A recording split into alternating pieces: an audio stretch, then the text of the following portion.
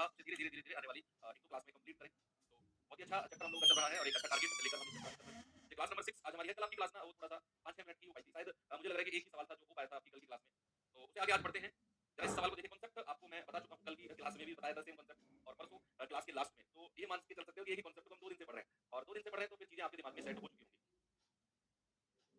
सवाल कह रहा है कि आम के मूल्य में 20% की वृद्धि हो जाने पर 40 रुपए में 4 आम कम मिलते हैं। यानी कि आपके पास टोटल 40 रुपए हैं, टोटल। आपने दुकानदार को दे दिया कि भाई 40 रुपए के आम दे दो। तो जो दुकानदार पहले आपको 40 रुपए के आम देता ना, अब उनमें 4 आम कम देगा वो। टोटल पहले भी 40 रुपए थे, अब भी 40 है। क्यों? क्योंकि भाई 4 आम उसने कम क्यों दिए? क्योंकि अब मूल्य में 20% की वृद्धि हो गई है। तो आपको मैंने बताया कि खर्चा समान है, 40 रुपए ही खर्चा है, पहले भी अब भी। तो जरा मुझे बताना 20% का फ्रैक्शन कितना होगा? आप कहेंगे 1/5। मुझे मूल्य में यानी कि प्राइस में 20% की वृद्धि हुई है ना, तो मूल्य कितना हो गया? 5 से बढ़ के 6। तो हमारा जो कंजम्पशन है वो उल्टा हो जाएगा। वो कितना हो जाएगा? 6 से 5 हो जाएगा। यानी कि पहले अगर हमारा कंजम्पशन, पहले अगर खपत 6 यूनिट थी, तो अब खपत कितनी है? 5 यूनिट है। यानी कि कंजम्पशन, खपत में कमी आई है। भाई साहब कितने की कमी आई है? 1 यूनिट की। और सवाल ने बोला 4 आम कम खरीदे हैं। 1 यूनिट का मतलब कितना है? 4 आम। आपसे कह रहा है वृद्धि से पहले 15 आम का मूल्य। तो पहले तो ये बताओ कि वृद्धि से पहले कितने आम वो खरीद रहा था? भाई वृद्धि से पहले वो 6 यूनिट आम खरीद रहा था, यानी कि 6 चौके 24 आम। ये 24 आम बचे वो वृद्धि से पहले खरीद रहा था। बिफोर इंक्रीज 24 आम। कितने रुपए में? 40 रुपए में। तो पहले वृद्धि से पहले वो 24 आम कितने रुपए में? 40 रुपए में। तो एक आम कितने में खरीद रहा था? 40/24 में। लेकिन आपसे पूछा है 15 आम कितने में? तो 15 आम कितने हो जाएंगे भाई? 40/24 और गुणा 15। तो 8 तिया 24, 8 पंजे 40, 3 पंजे 15 और 5 पूरे 25 रुपए। आपका जवाब हो जाएगा 25 रुपए। ऑप्शन नंबर डी बिल्कुल सही जवाब है। कोई दिक्कत इसमें नहीं है। एक और सवाल आपको कराऊं मैं। ये सवाल देखिए जरा। सवाल कह रहा है कि गेहूं के मूल्य में 6 सही 1/4% की कमी के कारण, यानी कि गेहूं का मूल्य इतना परसेंट कम हुआ है, एक आदमी 135 रुपए में 1 किलोग्राम अधिक गेहूं खरीद पाता है। तो प्रति किलोग्राम गेहूं की मूल दर, अच्छा मूल दर का मतलब होता है ओरिजिनल रेट, यानी कि वृद्धि से पहले वाला रेट क्या है?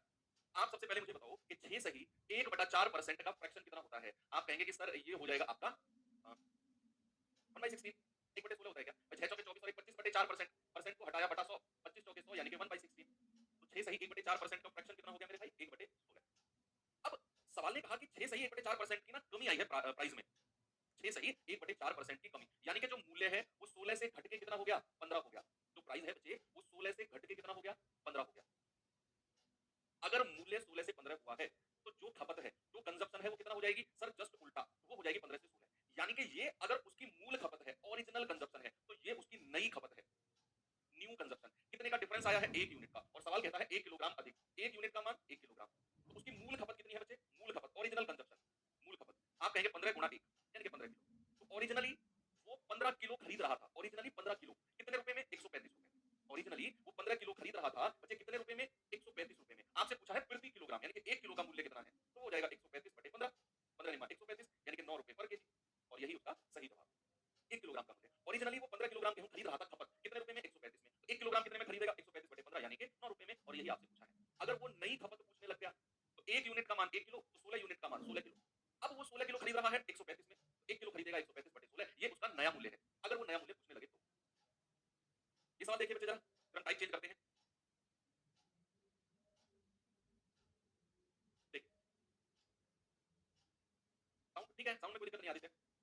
चलिए करेंगे बच्चे, जल्दी से जवाब बताओ मुझे इसका क्या होगा।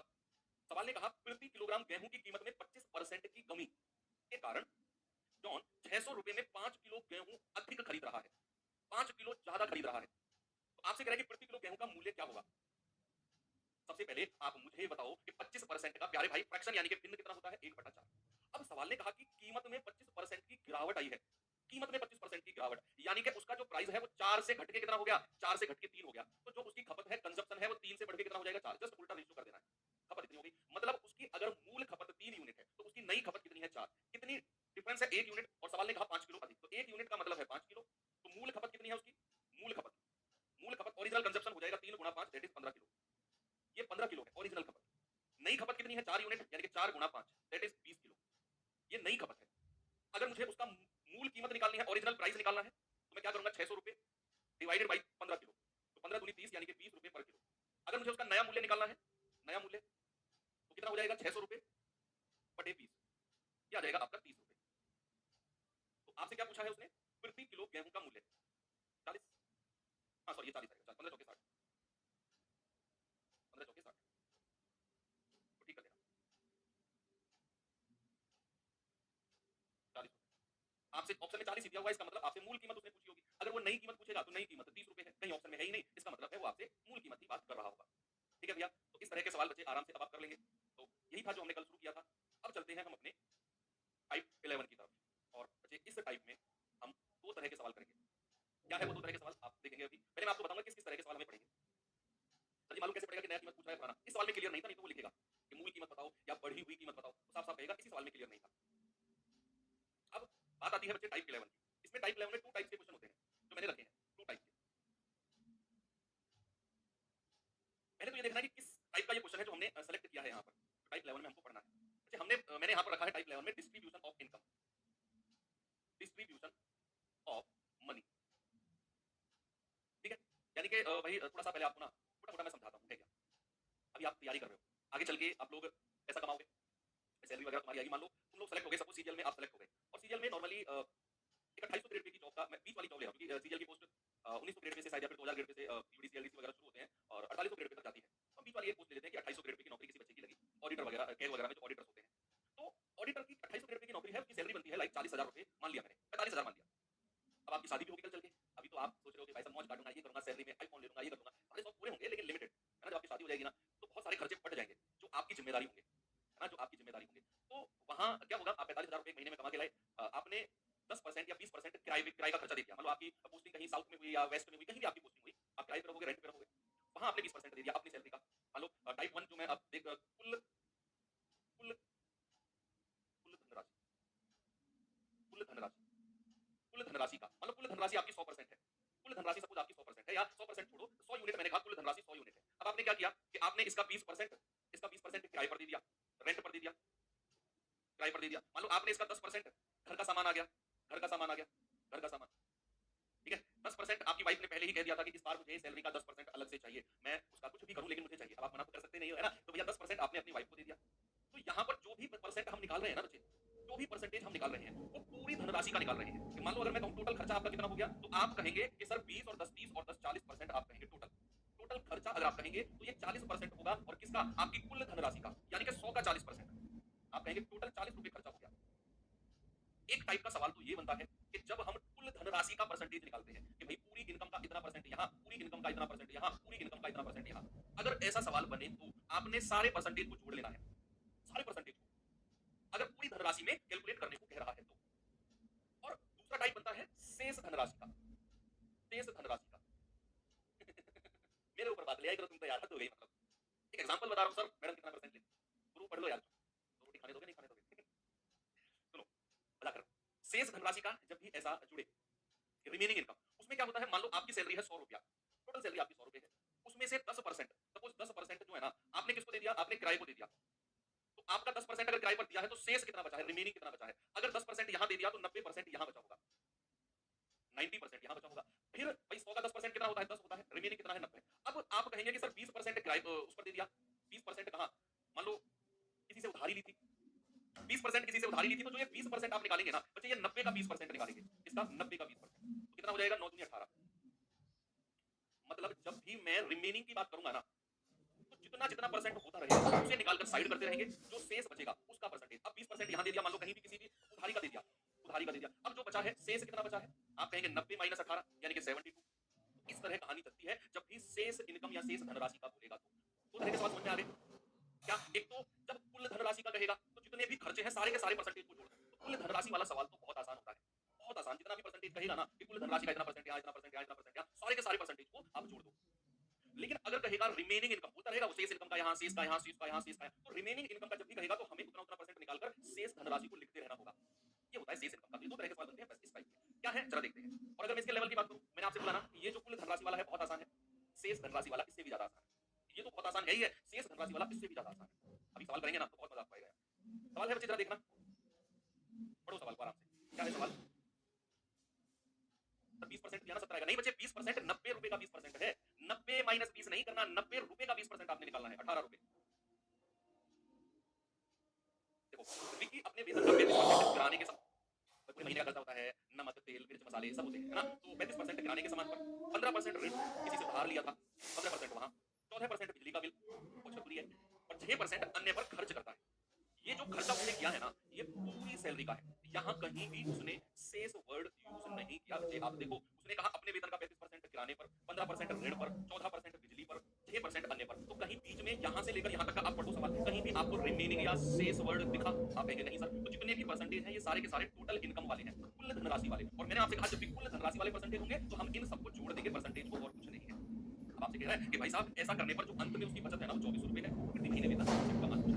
तो सबसे पहले हम क्या करेंगे, उसका कुल खर्च निकालेंगे कि उसका कुल खर्च है कितना। तो सारे परसेंटेज को जोड़, 35 प्लस 15 प्लस 14 प्लस 6, तो 35 15 50 14 6 20 50 20 70% हो गया कुल खर्चा। कुल खर्चा कितना हो गया 70%। अगर 70% वो खर्च कर रहा है तो फिर बचा कितने परसेंट रहा होगा, बचत कितना परसेंट होगी। आप कहेंगे सर अगर खर्चा 70% हो गया ना तो बचत के लिए 100 में से 70 घटा दो, सर 30% बचत होगी। मतलब 30% का मान दिया हुआ है हमको 24 रुपए। तो 1% का मान कितना होगा 24 रुपए बटे 30, 3 इंटू 24 यानी कि 80, और 100% कितना होगा, यही उसकी सैलरी है, 80 गुणा 100 यानी कि 8000। ऑप्शन नंबर ए 8000 रुपए हमारा सही जवाब है। मजा आया? इस तरह का सवाल आप आराम से कर लोगे ना कि जब वो कुल धनराशि का परसेंटेज डिस्ट्रीब्यूट करेगा तो सारे के सारे परसेंटेज को जोड़ देना है और वो आपका कुल खर्चा हो जाएगा, 100 में से घटा दो वो आपकी बचत होगी। बड़ा सिंपल सा क्वेश्चन है। चलिए ये सवाल कहेंगे बच्चे जरा पढ़िए सवाल।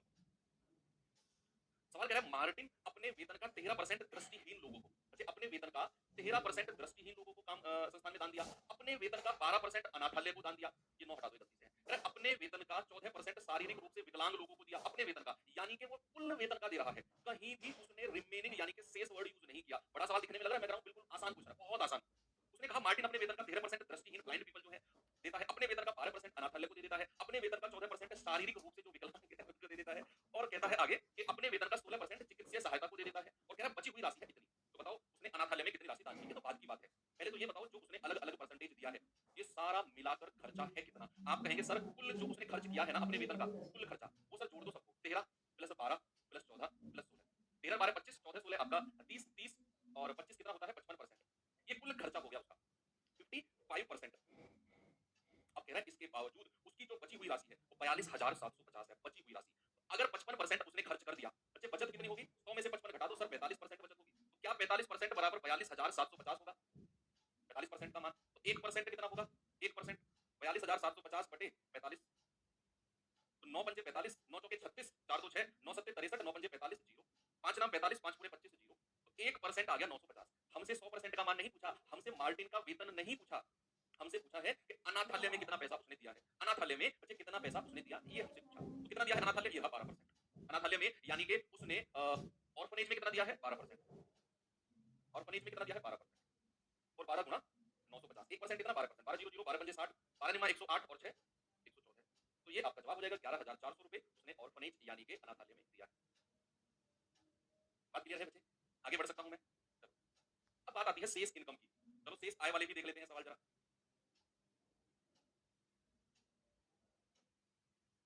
शेष आय वाले, एक व्यक्ति अपनी आय का 25% दैनिक उपयोग की वस्तुओं पर खर्च करता है, जो डेली उसकी डेली यूज के आइटम होते हैं ना उन पर, कोलगेट ब्रश ये सब वगैरह पर 25% खर्च कर देता है, साबुन हो गया, शैम्पू हो गया, घर में हो गया, चीनी हो गई, तेल हो गए, तंबाकू हो गए, जो भी है ना, जो तंबाकू लोग यूज करते होंगे वो हो गया है ना।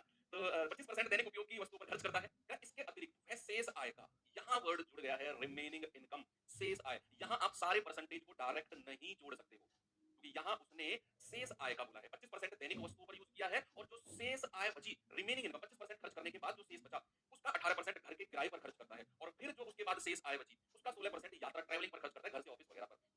तो उसके बाद उसके पास केवल 861 रुपए बचे, तो उसका वेतन कितना है। अब यहाँ बात आ गई है रिमेनिंग इनकम की, तो यहाँ 25 18 16 को डायरेक्ट हम नहीं जोड़ेंगे, क्योंकि बच्चे रिमेनिंग इनकम का केस मैंने आपको समझाया है बहुत अच्छे से कि शेष धनराशि का जब भी वर्ड होगा तो हम अलग अलग परसेंटेज, 100 का 10% किराए पर 10% अलग दे दिया, शेष कितना बचा 100 में से 10 घटा दो 90 बचा, रिमेनिंग कितना बचा 90, 90 का 20% उधार दे दिया, या उधारी चुकाई है तो 90 का 20% होता है 18 रुपया, फिर शेष कितना बचा 90 में से 18 घटाओ 75। इस तरीके से हमको ये करना होता है जब भी आपका रिमेनिंग इनकम यानी कि शेष धनराशि की चीजें जुड़ जाती है। तो करो सॉल्व, आप 100 मान के करो, मैं आपको एक दूसरा मेथड भी बता दूंगा है ना, वन लाइनर वाला। पहले आप 100 मानकर करो, जब भी शेष आय वर्ड जुड़ेगा तो 100 मानकर आप करोगे। माना उसकी जो इनकम है ना, जो आय है वो 100 रुपए है, मान लिया मैंने उसकी कुल आय 100 रुपए है। अब 100 ही क्यों माना, क्योंकि 100 एक ऐसी संख्या है जिसका जितना भी परसेंटेज आप निकालो वो उतना ही होता है, इसलिए मैं 100 मानता हूं। कह रहा है कि 25% दैनिक उपयोग पर खर्च करता है, तो 100 रुपए अगर उसने कमाए तो दैनिक उपयोग पर डेली यूज पर कितना खर्च कर दिया उसने, डेली यूज पर सर 25%, तो 100 का 25% कितना होता है 25 रुपया ही होता है। अब उसके पास रिमेनिंग यानी कि शेष कितना बचा है, 100 में से 25 घटा दो सर, उसके पास बचे हैं 75 रुपए, 75 रुपए उसके पास अब बचे। अब कह रहा है कि जो शेष इनकम बची उसका 18% घर के किराए पर देता है, 18%, तो इस 75 का 18% किराए पर देता है, रेंट, रेंट कितना 18% 75 का, तो 25 दिया 75, 25 चौके 100, 2 दूनी 4, 2 नाम 18 और 9 दिया 27 बटा 2, और ये होता है 13.5, यानी कि 75 में से 13.5 रुपए उसने रेंट दे दिया। अब रिमेनिंग कितना बचा है? अब रिमेनिंग यानी कि शेष कितना बचा है बच्चे? 75 में से 13.5 घटा दो। 75 में से 10 जाएगा 65, 65 में से 3 जाएगा 62 और 62 में से आधा जाएगा 61.5। ये रिमेनिंग बचा है। अब कह रहा है जो ये रिमेनिंग बचा है ना उसका 16% यात्रा पर खर्च कर दिया। तो इसका 16% निकालना मत, ऐसे ही रहने दो। 16% यात्रा पर खर्च कर दिया तो कितने परसेंट रिमेनिंग बचा होगा? भाई अगर 16% यहां दे दिया तो 100 में से 16 घटाओगे 84% यहां बचा होगा, 84%। लास्ट में उसके पास कितना रुपया बचा? 61.5। 61.5 का 16% उसने यात्रा पर खर्च कर दिया। तो कितने परसेंट बचा होगा? 61.5 में से 16 मत घटाना, ये परसेंट है। तो 100 में से 16 घटाओगे 84% बचा। और कह रहा है उसके पास लास्ट में कितने बचे हैं? इसका मतलब है 84% का 84/100 और किसका? 61.5 का। ये किसके बराबर है? 861 के। यहां से 1 यूनिट का मान और 100 यूनिट का मान आपने निकालना है। ये जो है ना बच्चे, ये सबसे लास्ट में उसके पास बचा है। ये लास्ट में बचा है 84% 61.5 का, जो कि इसके बराबर होगा। दूसरा मेथड भी बताऊंगा, डोंट वरी। तो यहां से आप सोल्व करके जरा 1 यूनिट का मान निकालना भाई कितना होगा? पॉइंट हटेगा बटे 0। 21 चौके 84, 21 चौके 84, तो 21 एकम 21, 41 से कट जाएगा 41 एकम 41, 20, 41 पंजे 205। 1 यूनिट का मान कितना आएगा? 1000 बटे 15 चौके 60। 1 यूनिट का 0 से 0 गया। 1 यूनिट का मान कितना है? हमें तो 100 यूनिट का मान बताना है बच्चे। तो 100 यूनिट का मान कितना होगा? 100 बटा 6 गुणा 100। तो 2 दिया 6, 2 से जाएगा 50 बार, यानी कि 5000 बटा 3। तो 3 एकम 3, 2 3 6 18, 3 6 18, 3 6 18 और 2 बटा 3। ये आपका जवाब, ऑप्शन नंबर। अब ये तो हो गया इसका ट्री मेथड। इसका दूसरा मेथड भी है बच्चे। 61.5 लास्ट देखो, लास्ट में 61.5 रुपए उसके पास बचे हैं। मान लो इतने रुपए उसके पास बचे हैं, अगर इसका 16% वो किराए पर दे देता है इसका, तो इसका कितना परसेंट बचेगा? 100 माइनस 16 यानी कि 84% बचेगा। 84% किसका? 61.5 का, 84%, जो कि आपका किसके बराबर होगा? 861 के, है ना? तो 1 यूनिट का मान इतना, हमें 100 यूनिट का बताना था, तो 100 बटा 100 गुणा 100 यानी कि इतना। ये इसका ट्री मेथड। अब मैं आपको बताता हूं इसका वन लाइनर मेथड क्या होता है। चलिए देखते हैं। लेकिन बच्चे जो आपका वन लाइनर मेथड है ना, वो केवल उन्हीं सवालों के लिए वैलिड है। सुना, वन लाइनर मेथड जो है वो उन्हीं सवालों के लिए वैलिड है जो आपके रिमेनिंग इनकम वाले होंगे, शेष आय वाले होंगे। जो भी सवाल आपके ऐसे होंगे कि शेष आएगा या शेष आएगा, इस तरह की चीजें जहां भी लिखी होंगी, वहीं वो मेथड लग सकता है जो मैं अब आपको बताने वाला हूं। 61.5 का 16% क्यों निकाल? जरूरत नहीं थी, हमें तो लास्ट में 861 के बराबर कुछ करना था। 16% वाला घटाओ 84% निकाल दिया, वही तो 861 के बराबर होगा। 1 यूनिट का मान फिर 100 का मान निकाला, तो 16% से हमारा कोई मतलब नहीं था। देखो अब मेथड क्या है? मान लो उस व्यक्ति की जो आय है ना वो ए है, मान लो उस व्यक्ति की जो इनकम है वो ए यूनिट है। अब अगर ए उसकी आय है और उसने 25% खर्च कर दिया दैनिक उपयोग पर, अब आप खुद मुझे इसका जवाब बताओगे। अगर कोई व्यक्ति, ये मेथड देखो आप, ये आपको बहुत पसंद आएगा। अगर कोई व्यक्ति 25% अपना डेली यूज में खर्च कर देता है, तो बचत कितना परसेंट होगी उसकी? उसकी बचत यानी कि सेविंग कितना परसेंट होगी? आप कहेंगे कि सर अगर उसने 25% यहां खर्च कर दिया ना तो 75% उसकी सेविंग होगी। ये जो पैसा आपके पास दिख रहा है ना, a गुणा 75 बटा 100, ये उसका रिमेनिंग है 25% खर्च करने के बाद। आगे चलो, क्या जो शेष बचा, शेष यानी कि ये जो रिमेनिंग है, शेष का 18% किराए पर दे दिया। अगर 18% किराए पर दे दिया तो कितना परसेंट बचा? अगर 18% किराए पर दे दिया तो बच्चे कितना परसेंट बचा है? आप कहेंगे कि सर 100 में से 18 घटा दो, सर 82% बचा है, तो गुणा 82 बटा 100। ये उसके पास अब रिमेनिंग बचा है किराया देने के बाद। किराया देने के बाद ये बचा है। अगर जो रिमेनिंग बचा यानी कि ये, इसका 16% यात्रा पर खर्च कर दिया। अगर इसका 16% यात्रा पर खर्च कर देता है, अगर इसका 16% यात्रा पर खर्च कर देता है तो कितना परसेंट बचेगा? परसेंट में पूछ रहा हूं। अगर 16% कहीं भी यात्रा पर खर्च कर दिया तो कितना परसेंट बचा? 100 में से 16 घटा दो, सर 100 में से 16 घटाएंगे तो 84% बचेगा। और लास्ट में उसके पास बचा कितना है? 861 बराबर 861 कर दो। ये लास्ट में उसके पास बचत है, यहां से ए का मान निकाल लो, वही आपका आंसर होगा। ये वन लाइनर मेथड है। आपने क्या करना है? बस 100 में से घटा घटाकर जो बचत होती जाएगी उसको गुणा करते जाना है और लास्ट में जो बचत है उसको बराबर कर देना है। आपकी इनकम आपके सामने, सॉल्व कर लो, जितना भी आपका आंसर आएगा वो आपका जवाब होगा। ठीक है भाई, 25 या 75, 25 चौके 100, 4 से जाएगा पूरा 21 चौके 84, 21 से जाएगा 21 चौके 84, 21 एकम 21, 41 से जाएगा 41 दूनी 82 और 2 से जाएगा 50 बार, 2 पंजे 10। तो यहाँ से ए कितना आ जाएगा भाई? 50 गुणा 100 होता है 5000 और ऊपर का 3 यहाँ नीचे चला जाएगा और ये आपका जवाब हो जाएगा 1666 सही 2/3। ऐसे आप करना। ठीक है, आगे चले, एक और सवाल करो। ये सवाल देखिए जरा।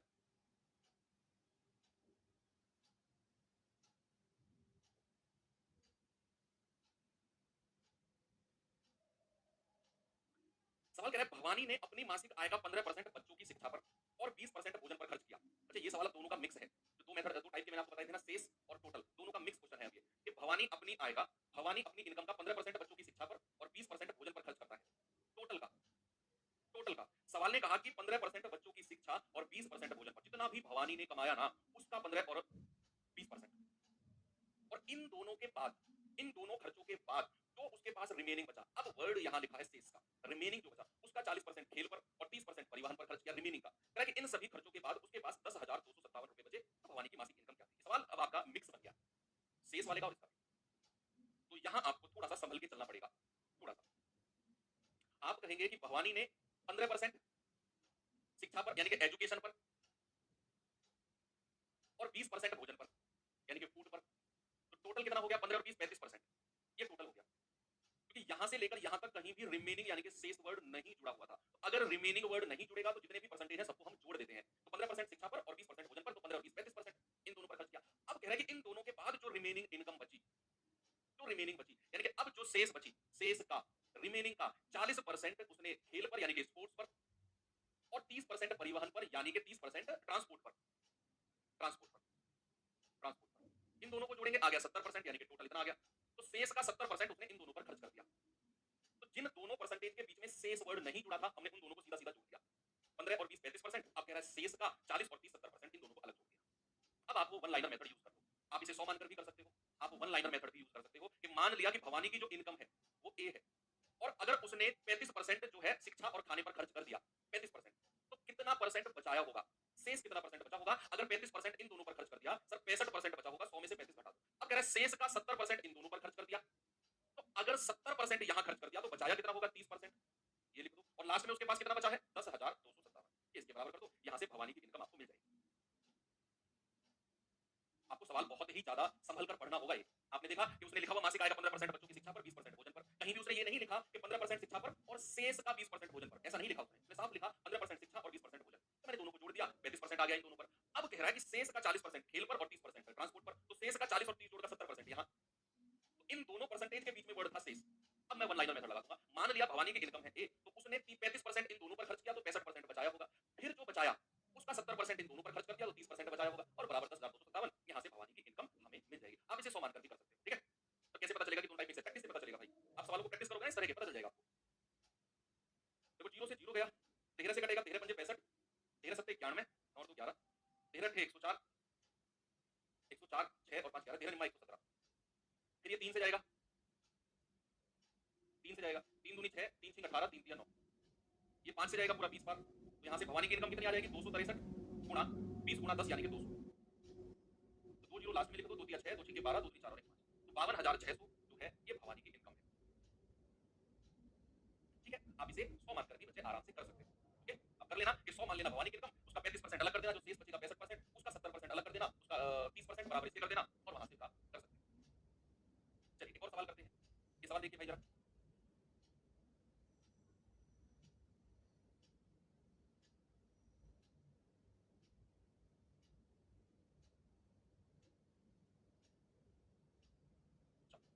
बस एक वर्ड पे ध्यान रखना है, शेष, रिमेनिंग।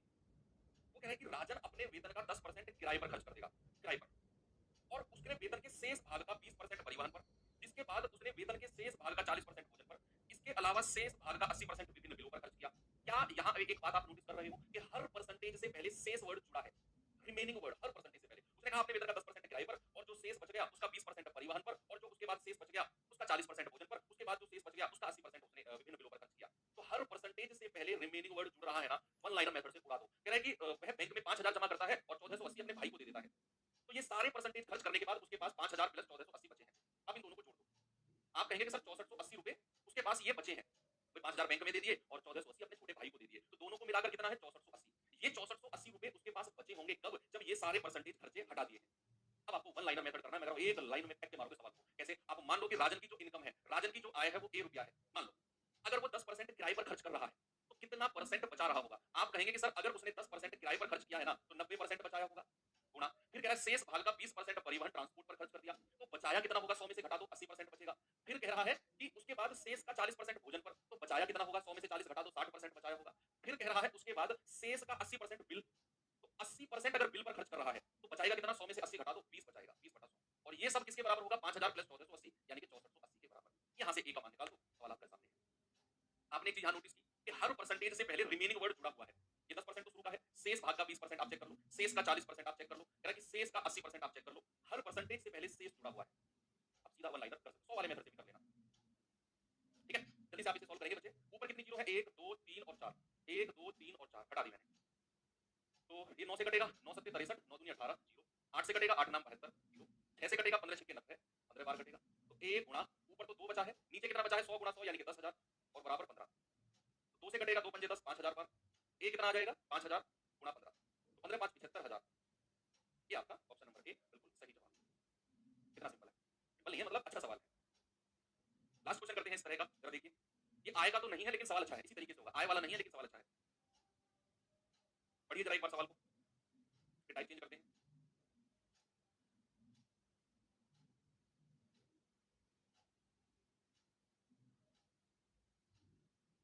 9/10, 4/5, 3/5, हिमांशु बिल्कुल हिमांशु कर सकते हो वैसे। 6480 कहाँ से आए बच्चे? लास्ट में उसके पास 5000 बैंक में जो उसने जमा किए थे, 1480 जो उसने अपने छोटे भाई को दिए थे, इन दोनों को जोड़ दो तो 5000 प्लस 1480 6480 बचे हैं रुपए उसके पास, ये सारे परसेंटेज खर्च करने के बाद। क्या एक स्कूल के 4% छात्र वार्षिक परीक्षा के लिए उपस्थित ही नहीं हुए? उन लोगों ने एग्जाम ही नहीं दिया। होता है ना, मान लो आप किसी एग्जाम की तैयारी, आप सीजीएल का पेपर दोगे, आप देख रहे होगे कि मान लो अगर फॉर्म भरे गए हैं 35 लाख, तो बच्चे बैठेंगे उसमें 17 18 19 20 लाख तक बच्चे बैठेंगे, 15 लाख बच्चे पेपर ही नहीं देंगे। तो वही सीन है कि 4% ने अपना पेपर ही नहीं दिया। कुल उपस्थित छात्र, जिन लोगों ने अपना पेपर दिया, उपस्थित छात्रों में से 10% जो है वो परीक्षा में पास ही नहीं हुए, उत्तीर्ण नहीं हुए। कह जो शेष बच गए, रिमेनिंग जो बच गए, उसके 50% ने डिस्टिंक्शन मिले, डिस्टिंक्शन यानी कि जो शायद 75% से ऊपर होते हैं, और 432 छात्र परीक्षा में पास हुए लेकिन उनकी डिस्टिंक्शन नहीं थी। तो बताओ स्कूल में कुल छात्रों की संख्या कितनी है? उसी तरह से होगा।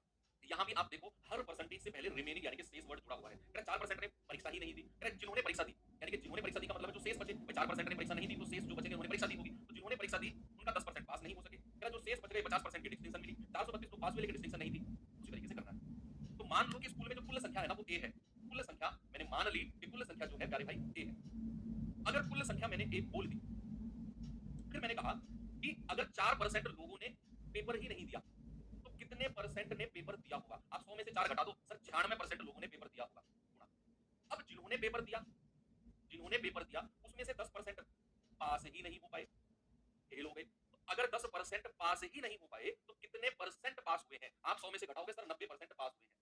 अब जो लोग पास हुए उसमें से 50% की डिस्टिंक्शन आई है, 50%, और जो 50% बचे हैं, 50% की तो डिस्टिंक्शन आ गई, 50% जो बच गए, 100 में से ये 50 हटा दो, जो 50% बच गए उनकी डिस्टिंक्शन नहीं थी लेकिन वो पास थे। तो कह रहा है ना कि 50% की डिस्टिंक्शन थी और 432 छात्र पास थे लेकिन उनकी डिस्टिंक्शन नहीं थी। तो अगर 50% की डिस्टिंक्शन थी, ऐसे कितने परसेंट हैं जिनकी डिस्टिंक्शन नहीं थी? तो 100 में से 50 घटा दो सर, 50% ही होंगे वो भी जिनकी डिस्टिंक्शन नहीं थी, और बराबर किसके है? 432 के। तो यहां से आप निकाल सकते हो कि कितने जो लोग हैं वो स्कूल में थे। स्कूल की कुल संख्या देखो, 50 से जाएगा 50 दूनी 100, एक जीरो से एक जीरो उड़ा दो, 2 से जाएगा 48 बार, 12 चौके 48, 12 दिया 36, 12 छिंग 72, 4 से जाएगा 4 नाम 36, 9 से 9 कट जाएगा, ए बराबर कितना बचेगा? 100 गुणा 10, 100 गुणा 10 यानी कि 1000। भाई ऊपर तो सब कट गया, ऊपर तो कुछ बचा ही नहीं है, मतलब स्कूल में जो छात्र थे 1000। सिंपल। ओके, चलो इस तरह के सवाल आराम से आप कर सकते हो। चलते हैं आगे और अपने अगले टाइप की तरफ। क्या है इसमें, जरा देखिए। देखो, पहले मैं कुछ ना आपको तैयार करता हूँ, जो टाइप है ना, इस टाइप के लिए मैं आपको तैयार करता हूँ, बहुत आसान टाइप है। इस टाइप के लिए तैयार क्या है, मैं टाइप का नाम भी नहीं बताऊंगा। आप, अब मैं कॉन्सेप्ट आपको सिखाऊंगा, उस कॉन्सेप्ट से पता लगा लेना अगर आपने कहीं पहले पढ़ा है कि मैं कौन से टाइप की बात कर रहा हूँ। तो सबसे पहले मुझे एक बात बताओ, अगर मैंने कहा ए बी सी, 3 संख्या मैंने लिखी, अब सुनते रहना, मैंने 3 संख्या लिखी और मैंने कहा कि मुझे बताओ पहली 2 संख्या, फर्स्ट 2 नंबर। आप कहेंगे सर फर्स्ट 2 नंबर है ए बी, ये पहली 2 संख्या है, फर्स्ट 2 नंबर क्या है? A b, a plus b, पहली 2 संख्या ए प्लस बी। और अगर मैं कहूंगा लास्ट की 2 संख्या, अंतिम 2 संख्या, आप कहेंगे सर अंतिम 2 संख्या है बी प्लस सी, बी प्लस सी। मैंने आपसे कहा कि ए बी सी 3 संख्या है, पहली 2 संख्या ए प्लस बी, फिर मैंने कहा लास्ट की 2 संख्या बी प्लस सी। क्या यहाँ एक ऐसी संख्या है जिसको 2 बार काउंट कर लिया मैंने? बताओ, क्या बी एक ऐसी संख्या है जिसको मैंने 2 बार काउंट कर लिया? तो अगर मुझे ए प्लस बी प्लस सी चाहिए, एक बार इन दोनों को जोड़ना जरा, आप कहेंगे ए प्लस बी माइनस सी, और सॉरी बी प्लस सी। अगर मैं इस टोटल में से ए प्लस बी प्लस सी, इसमें से अगर मैं ए बी सी माइनस कर दूं या फिर इसमें से मैं बी माइनस कर दूं, तो क्या मुझे ए प्लस बी प्लस सी मिल जाएगा? मेरा ओरिजिनल, जो मेरी ओरिजिनल तीनों संख्या थी वो मुझे मिल जाएगी। फिर से सुनो, मैंने कहा मेरे पास 3 संख्या है ए बी सी, मैंने पहले 2 का योग पूछा ए प्लस बी, मैंने बाद की 2 का योग पूछा बी प्लस सी। अगर मुझे मेरी ओरिजिनल संख्या चाहिए ए प्लस बी प्लस सी, तो मैं क्या करूंगा? इन दोनों को जोड़ूंगा और इसमें से जो मैंने संख्या बीच वाली है उसको माइनस कर दूंगा, तो मुझे मेरी ओरिजिनल संख्या मिल जाएगी।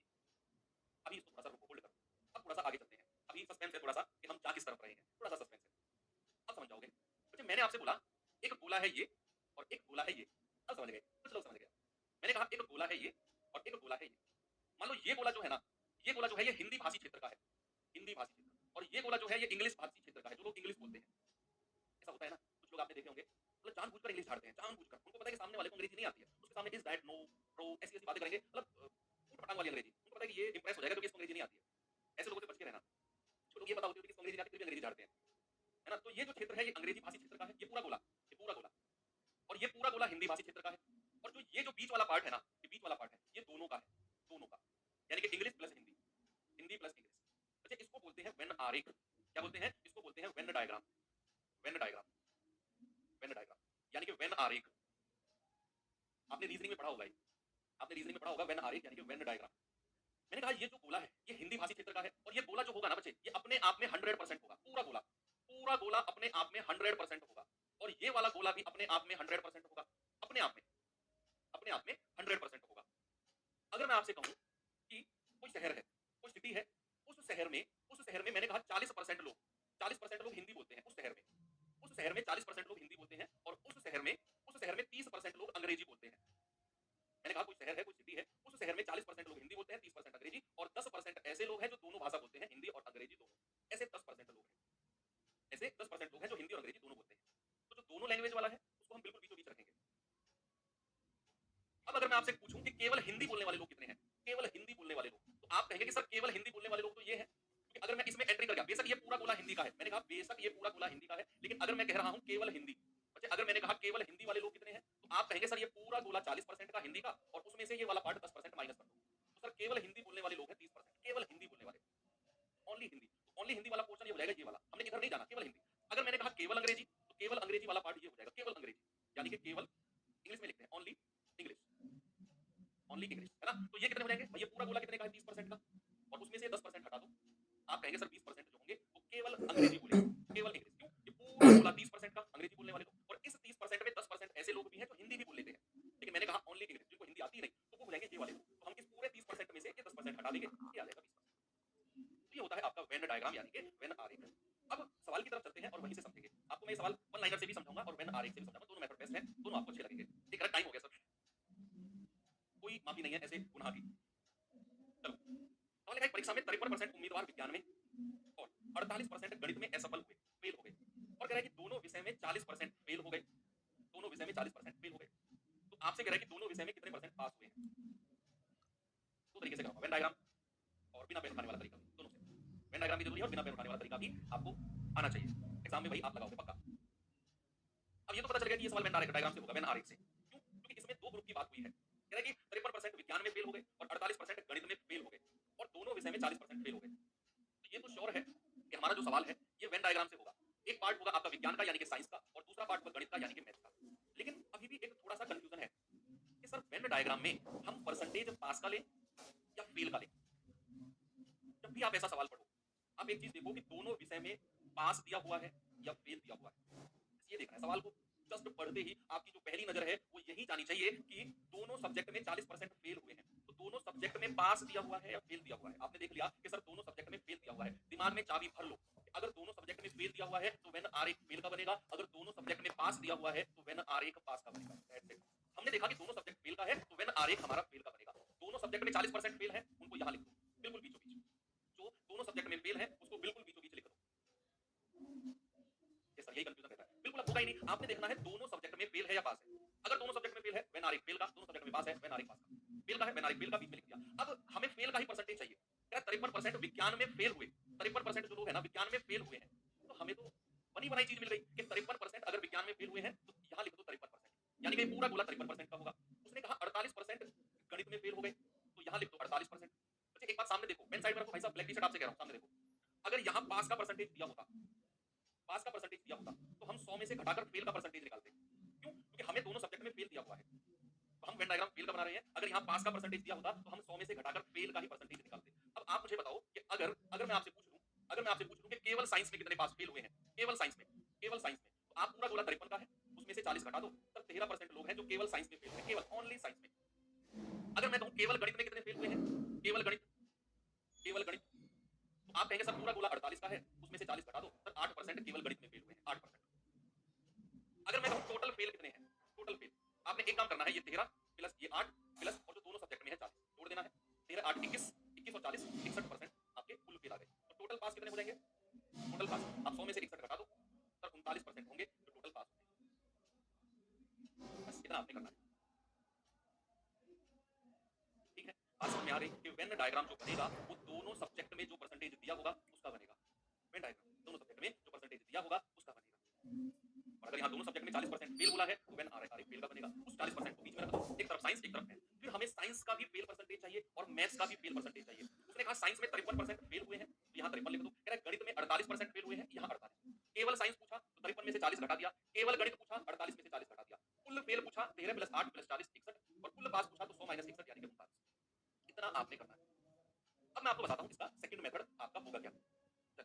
सामने देखेंगे सभी लोग। पेन को साइड में रख दो, पेन की जरूरत नहीं है।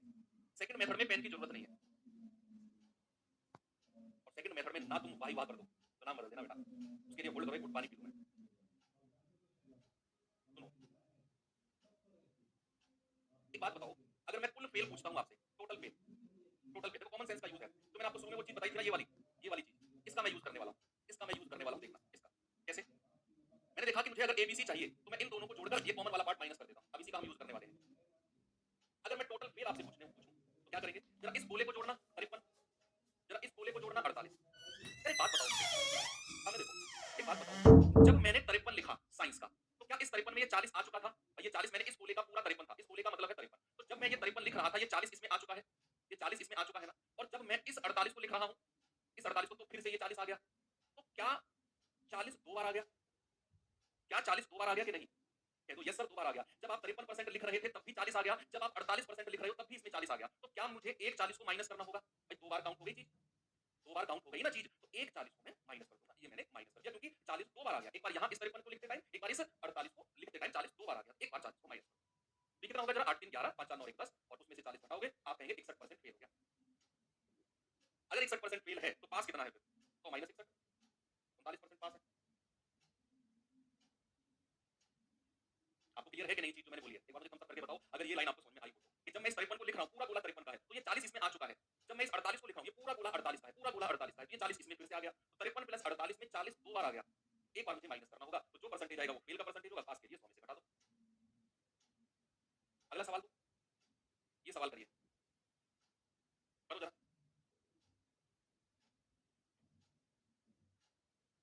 अब कह रहा है एक भर्ती परीक्षा में उम्मीदवारों का जागरूकता, जीए और गणितीय तकनीक क्यूटी के लिए परीक्षण किया गया। कह रहा है जीए और क्यूटी में क्रमशः 54% और 45% असफल हुए, जबकि 16% दोनों में असफल हुए। मैंने कहा वेन आरेख उसी का बनेगा जो दोनों सब्जेक्ट का दिया होगा। हमें दिया हुआ है कि 16% दोनों में असफल यानी कि फेल हुए, तो बच्चे वेन आरेख किसका बनाएंगे हम? फेल का। तो एक और दो कौन कौन है? एक है हमारा जीए, ये पूरा गोला जीए का है, ये पूरा गोला क्यूटी का है। दोनों सब्जेक्ट में भाई साहब ने बोला है 16%, तो 16 को दोनों के बीच में लिख दो। अब हमें हर किसी का परसेंटेज फेल का ही चाहिए, क्योंकि मैं वेन आरेख फेल का बना रहा हूं। उसने कहा जीए में और क्यूटी में 54% और 45% फेल हुए हैं। हमारे लिए ये तो बड़ी मजे की बात हो गई। हमें तो जीए और क्यूटी में परसेंटेज फेल का ही दिया हुआ है। अगर ये पास का परसेंटेज होता ना, तो मैं 100 में से घटाकर फेल का परसेंटेज निकालता, है ना। तो भैया जीए 54% और क्यूटी कितना है आपका? 45%। अब मुझे टोटल फेल निकालना है, टोटल फेल। मुझे मैं क्या करूंगा, एक बार 54 प्लस और 45। क्या जब मैं 54 को ले रहा हूं, ये पूरा गोला 54 का है, तो 16 इसमें आ चुका है। क्या जब मैं इस 45 को ले रहा हूं, तो ये पूरा गोला 45 का है, 16 इसमें भी आ चुका है। मतलब 16 दो बार काउंट हो गया, तो एक बार हमें हटाना होगा। तो कितना हो गया? 5 4 9, 5 4 9 माइनस 16, 9 में से 6 गया 3, 9 में से गया 8, यानी कि 83% फेल है। तो बच्चे पास कितने होंगे? 100 में से 83 घटा दो, यानी कि सर 17% बच्चे पास होंगे। तो 17% का मान कितना दे रखा है? 136। 136 कह रहे हैं ना, दोनों में पास है। 1% कितना होगा? 136 बटे 17 यानी कि 8, और हमसे पूछा है टोटल संख्या, यानी कि 100% का मान, 100 गुणा 8 यानी कि 800। मजा आया? एक और सवाल दूं, ये सवाल करिए, करेंगे बच्चे सवाल को जरा। एक प्रतियोगिता परीक्षा में सेक्शन ए में 66% उम्मीदवार उत्तीर्ण यानी कि पास हुए, और सेक्शन बी में 51% उम्मीदवार उत्तीर्ण यानी कि पास हुए, और दोनों सब्जेक्ट में 8% उम्मीदवार अनुत्तीर्ण यानी कि फेल हो गए। यहाँ चीजें आपको चेंज करनी पड़ेगी। यदि दोनों सेक्शन में 450 पास हुए तो टोटल उम्मीदवार कितने हैं? यहाँ थोड़ा सा आपको काम करना है, ज्यादा नहीं, बहुत थोड़ा सा। आप मुझे बताओ कि वेन आरेख किसका बनेगा, पास का या फेल का?